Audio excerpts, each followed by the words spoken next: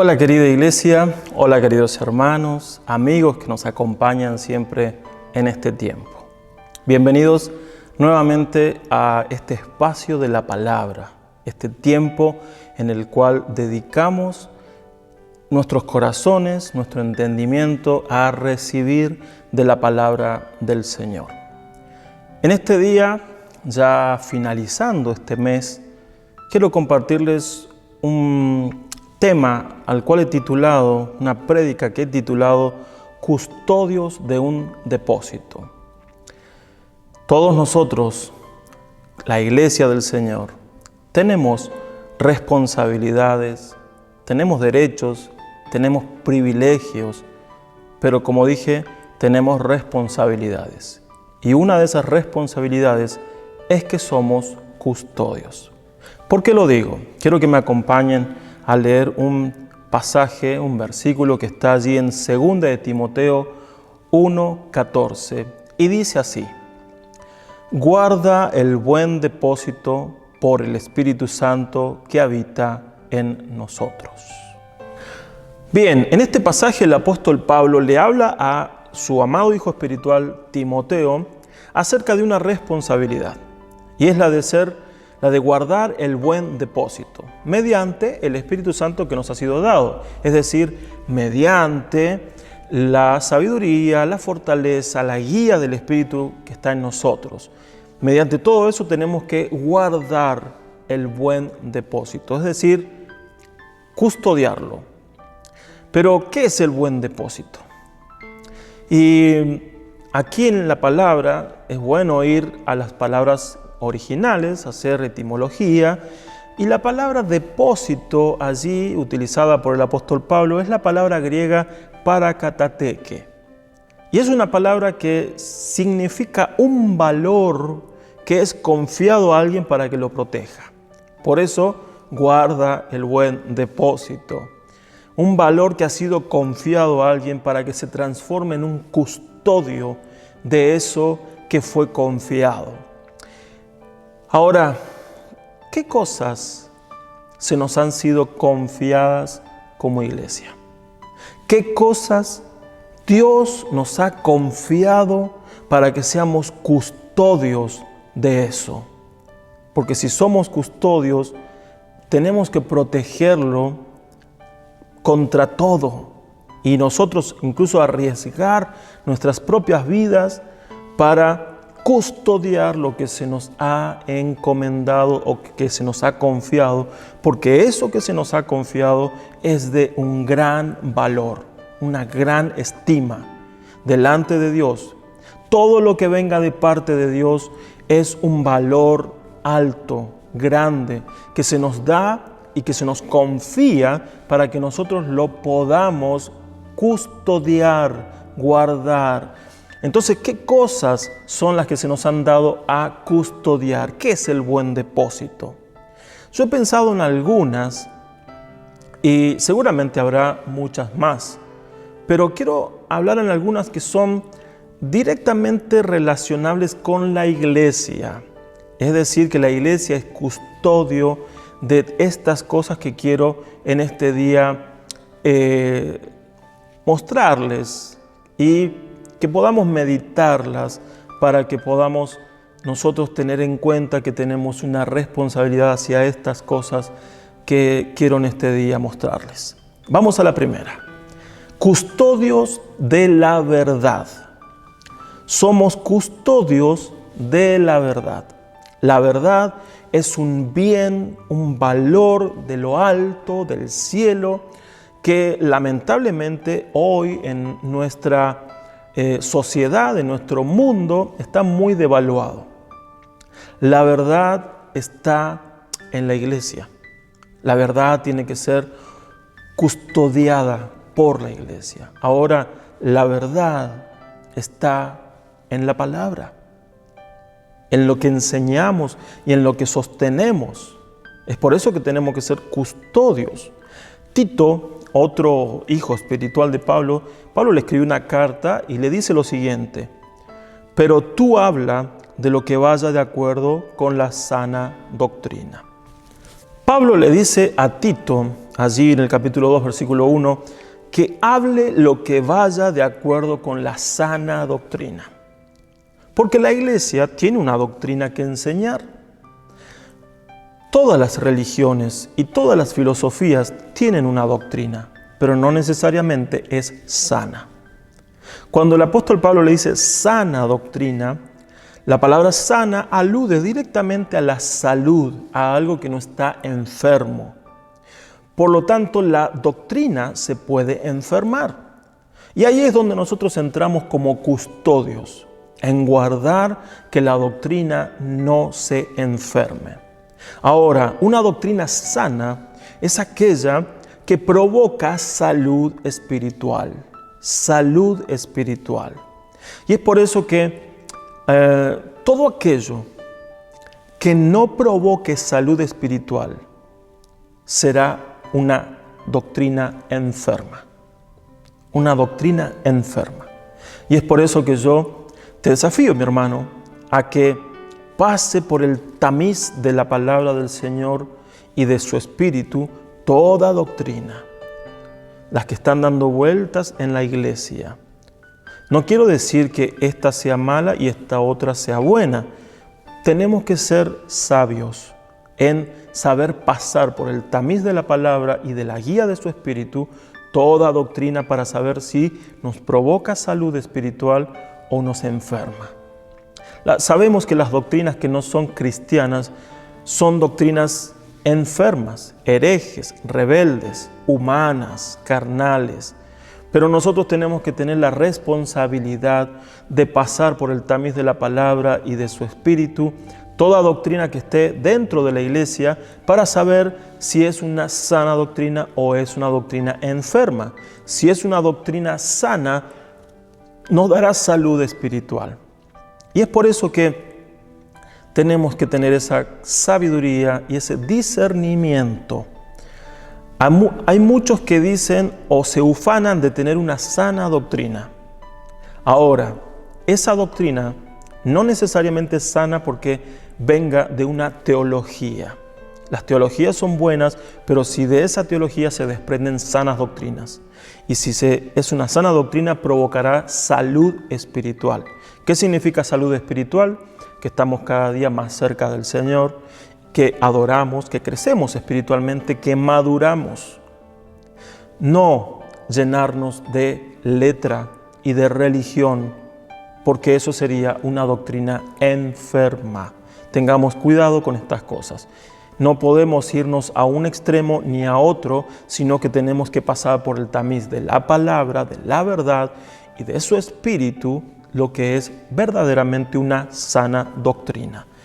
También el apóstol Pablo le decía a Tito, unos versículos anteriores al que leímos, dice lo siguiente en Tito 1:9. Apegado a la palabra fiel, tal y como ha sido enseñada, para que también pueda exhortar con sana enseñanza y convencer a los que contradicen.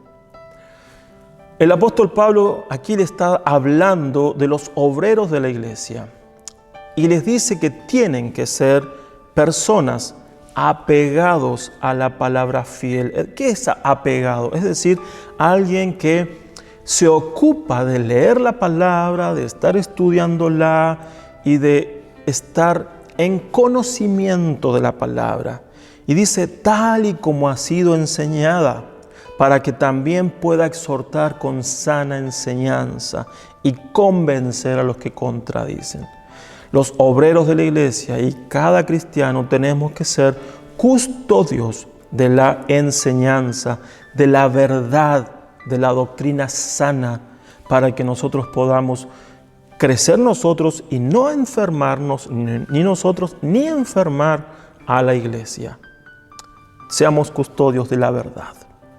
En segundo punto, custodios de la comunión. Custodios de la comunión. Primera de Juan 1:3 dice, así que lo que hemos visto y oído es lo que les anunciamos a ustedes, para que también ustedes tengan comunión con nosotros, porque nuestra comunión es con el Padre y con su Hijo Jesucristo. Aquí el apóstol Juan, el apóstol del amor, si se puede decir, incita, exhorta a que podamos ser custodios de la comunión. Sí, mi hermano, porque la comunión también es un valor que nos ha sido dado del cielo y tenemos que custodiarlo. El apóstol Juan dice que ellos comunican lo que habían visto y oído. ¿Para qué? Dice, para que tengamos comunión con ustedes, dice, le está hablando a la iglesia. Dice, para que todos tengamos comunión y esa comunión establecida en lo que ellos les están enseñando de lo que habían visto y oído. Pero también dice, porque nuestra comunión es con el Padre y con su Hijo.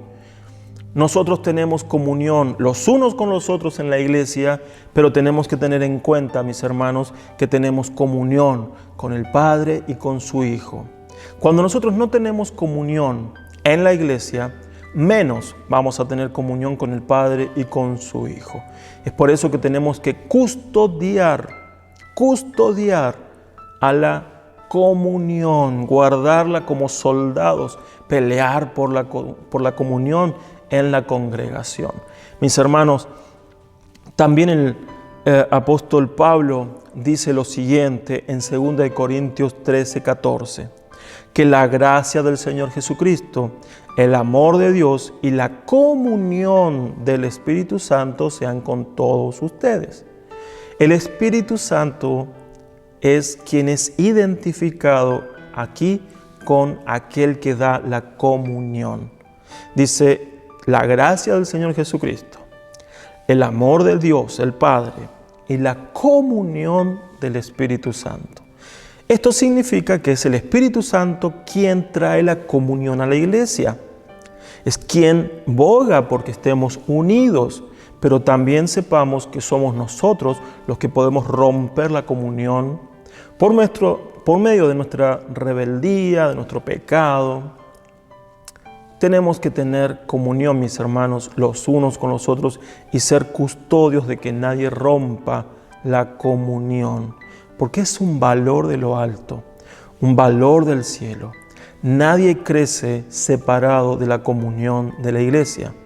Nadie puede avanzar en su vida espiritual separado de la comunión de la iglesia. Mis hermanos, yo te desafío a que no dejes de estar en comunión, porque en el momento que dejes de estar en comunión con la iglesia, inmediatamente estarás siendo rebelde a la obra del Espíritu Santo, quien es quien trae la comunión. Te desafío y te exhorto, mi hermano, mi hermana, a que procures la comunión de la iglesia. Vamos a el tercer punto y es custodios del Evangelio. Sí, somos custodios del Evangelio. Primera de Tesalonicenses capítulo 2, versículos 3 y 4 dice, porque nuestra exhortación no se basa en el error ni en las malas intenciones, ni tampoco tratamos de engañar a nadie, sino que hablamos porque Dios nos aprobó y nos confió el Evangelio. No buscamos agradar a los hombres, sino a Dios, que es quien examina nuestro corazón. El apóstol Pablo claramente dice que el Señor les había confiado el Evangelio. Y es por eso que todo lo que hacían no tenía motivaciones humanas, carnales, sino que sus motivaciones eran alcanzar a la gente con el Evangelio, pero en eso honrar y agradar a Dios y no a los hombres. Mis queridos hermanos, hermanas, somos custodios también del Evangelio, un valor impresionante. Este Evangelio que era un misterio desde la eternidad hasta que el Espíritu Santo vino y tocó a personas como Pablo o como los discípulos del Señor Jesús para predicar un Evangelio eterno, un Evangelio a través del cual se pueden salvar las personas a través de creer en la cruz y de la obra salvífica del Señor Jesús en la cruz.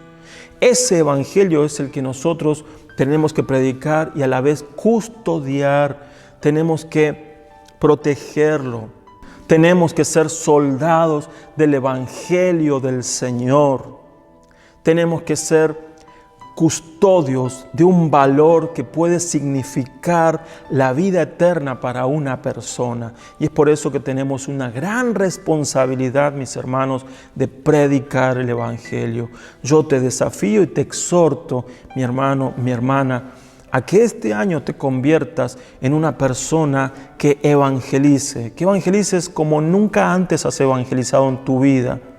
Vamos a estar proponiendo momentos de evangelismo, pero nada detiene, no te ajustes a una actividad, sino que tu vida sea una vida de evangelismo. En Romanos 1:16 dice lo siguiente: no me avergüenzo del Evangelio porque es poder de Dios para la salvación de todo aquel que cree. En primer lugar para los judíos y también para los que no lo son. El apóstol Pablo dice, no me avergüenzo del Evangelio. ¿Y saben por qué no se avergonzaba? Pablo no se podía avergonzar del Evangelio porque dice, porque es poder de Dios para salvación. Y lo he visto cientos y miles de veces, está diciendo el apóstol Pablo. He visto cómo personas son transformadas, son cambiadas, son llevadas de muerte a vida, de las tinieblas a la luz. No me puedo avergonzar de eso. Y es por eso, mis hermanos, que nosotros tenemos que ser custodios de la salvación, del Evangelio que es dado para salvación. Custodios del Evangelio. Último punto que quiero tocar, custodios del ministerio. Sí, el ministerio es otro valor que se nos ha sido dado. ¿Por qué? Porque el ministerio es el servicio en la casa, servicio que Dios nos confía para que nosotros lo hagamos crecer, lo cuidemos, nosotros crezcamos sirviendo al Señor. Segunda de Timoteo 4:5, el apóstol Pablo le decía a Timoteo, pero tú sé sobrio en todo, soporta las aflicciones, haz obra de evangelista, cumple tu ministerio. Mire, hermano, el apóstol Pablo le está exhortando a Timoteo y le dice, entre todas estas cosas, cumple tu ministerio. Mi hermano, esta es una palabra que el apóstol Pablo nos está diciendo hasta el día de hoy. Cumple tu ministerio. Cumple tu ministerio. ¿Cuál es tu ministerio, mi hermano? ¿Cuál es tu ministerio, mi hermana? Seguramente tienes uno. Seguramente Dios te llamó a un servicio en la casa. Y Dios hoy te está diciendo, cumple tu ministerio. No podemos huir del ministerio. Lo que Dios te llamó a hacer, sea por un periodo de tiempo o sea para siempre, hay que cumplirlo. Por eso yo te pido, mi hermano, que seas responsable, que puedas cumplir con el ministerio que el Señor te llamó y que puedas rendir los frutos del ministerio cuando el Señor los pida. Por eso, sé fiel al ministerio que el Señor te llamó. Colosenses 1:29 dice, con este fin trabajo y lucho con todas mis fuerzas y con el poder que actúa en mí. El apóstol Pablo le dice a los colosenses que su servicio, que lo que él estaba haciendo, tenía dos fuentes. Dice, todas mis fuerzas, pero también con el poder que actúa en mí. Y ese poder, hermanos, es el poder del Espíritu Santo. El servicio se lleva adelante con todas nuestras fuerzas, nuestras ganas, nuestro ánimo, pero también con el poder que viene del Espíritu Santo. No puedo hacer lo uno sin lo otro. Tengo que moverme en estas dos fuentes, todas mis fuerzas, y con el poder que actúa en nosotros, el poder del Espíritu Santo. Mis hermanos, para terminar quiero llevarte a meditar en un pasaje que lo voy a leer ahora y que trata de un suceso en la vida del profeta Eliseo.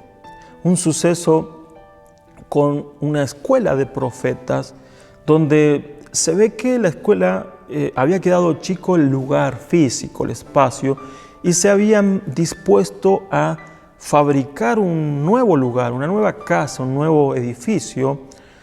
Y yendo a buscar los materiales, sucede lo siguiente.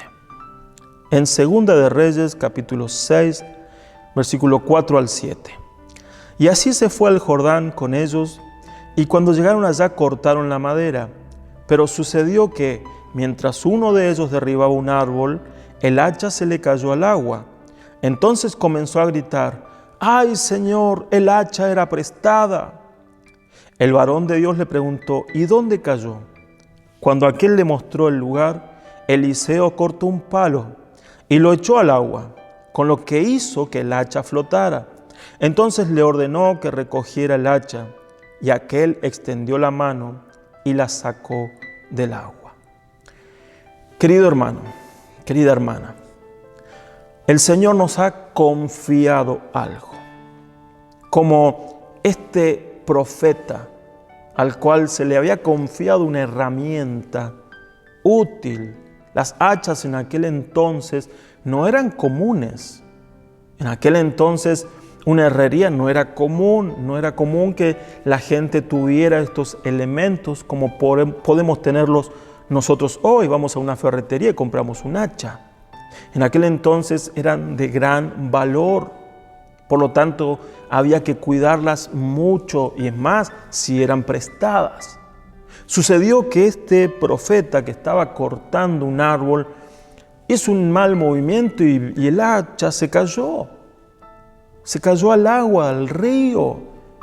Y este profeta comenzó a llorar, a gritar. Y dice: ¡ay, Señor, el hacha era prestada!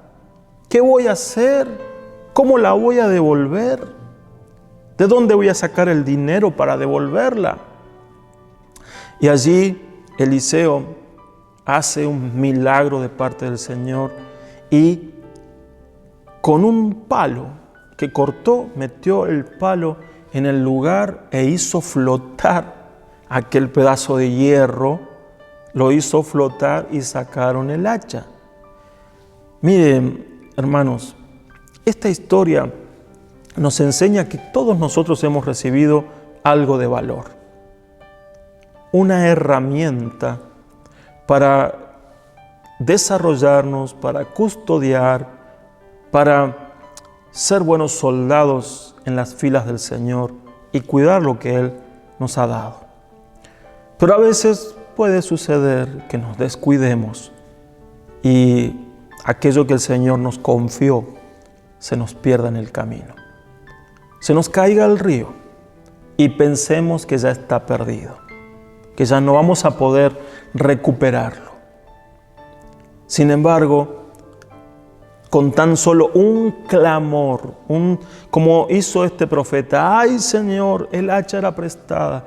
Con tan solo un clamor de decir: Señor mío, yo tenía eso y lo perdí. No sé dónde, en el camino, se me cayó al río, no sé si lo voy a volver a recuperar, pero el Señor, que es bueno, puede hacer que recuperes cualquier cosa que hayas perdido, porque el Señor quiere todavía tu servicio. Queridos hermanos, somos custodios y el Señor nos ha dado a custodiar valores tremendos. El valor de la sana doctrina. Podemos llegar a decir: ¡ay, lo perdí! Se me cayó al río. Pero el Señor puede hacer que recuperes el valor de la sana doctrina para seguir custodiándola. Se me cayó el hacha de la comunión. El Señor puede hacer que recuperes y puedas seguir custodiándola. Se me cayó el hacha del Evangelio. El Señor puede hacer que lo recuperes y puedas custodiar ese valor. Se me cayó el hacha del servicio, del ministerio que se me había encomendado. Puedes levantarlo y el Señor te lo puede recuperar para que sigas sirviendo siendo custodio de este gran valor. Hermanos, que Dios te bendiga. Vamos a tener un momento de oración. Gracias, Señor, por tu palabra. Bendecimos tu nombre. Señor, gracias por tu confianza en darnos a cuidar valores como los que hemos visto. Señor, gracias por esa confianza y ayúdanos a ser buenos custodios.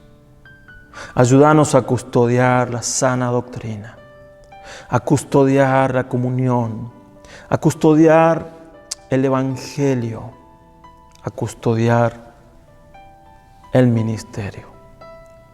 Ayúdanos y fortalecenos para esto, Señor. Y si en algún momento, por algún accidente, se nos perdió y pensamos que no lo vamos a recuperar, hoy clamamos a ti para que tú nos ayudes a recuperarlo y ser custodios de todo lo que tú nos has dado. Gracias te damos, Padre. Te bendecimos. En el nombre de Jesús. Amén. Muy bien, hermanos, que Dios les bendiga y nos vemos en la próxima prédica.